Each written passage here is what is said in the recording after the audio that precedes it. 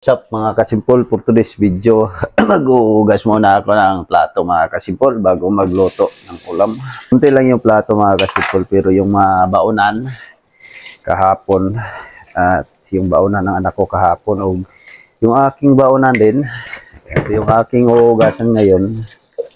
Pagkatapos nito magsampay ako ng aking nilalabahan dahil tapos na po. Tumutunog na po siya mga kasimpol, aking tulog. Maaga ako nakatulog kahapon mga kasimpol dahil araw at saka gabi tutulog lang ako mga kasimpol.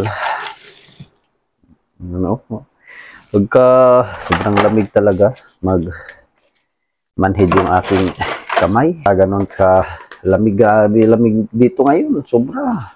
Lakas pa ng hangin. Mayroon po talaga tayong kapunso. May kapunso kasi ako mga kasimpol. Kaya ingat-ingat po ako pag tuwing na sobrang lakas yung hangin. Hindi po talaga ako lumalabas dito sa bahay. Kati pa yung mata, tapos yung ilong.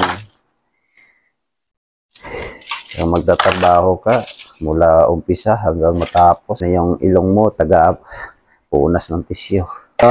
Ganun po kahirap pagka may kapunso ka. Ito. Tapos na po ako sabon mga kasimpol. Ugas.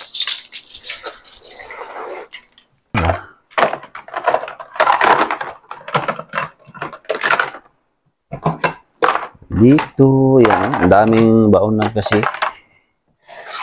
Yung baunan ng anak ko kahapon. Tapos, yung aking baunan din.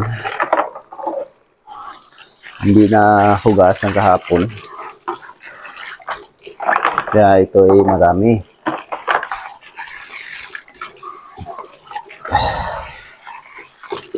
Araw-araw, 3 po kami nagbabaon. Ako, babaon din ako.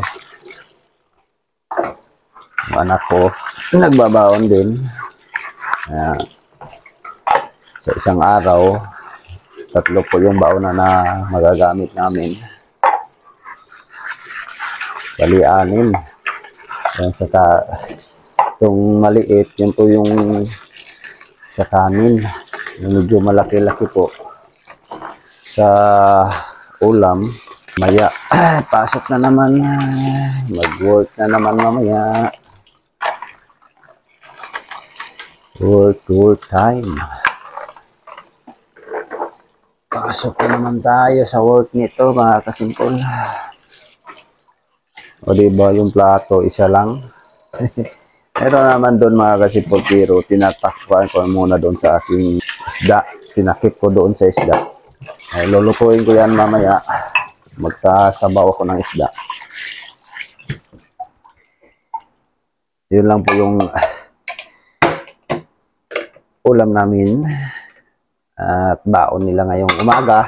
Dahil may papasok sila sa work ngayon.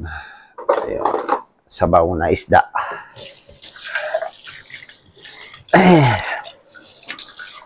Yung sabaw na naman, yung ulam.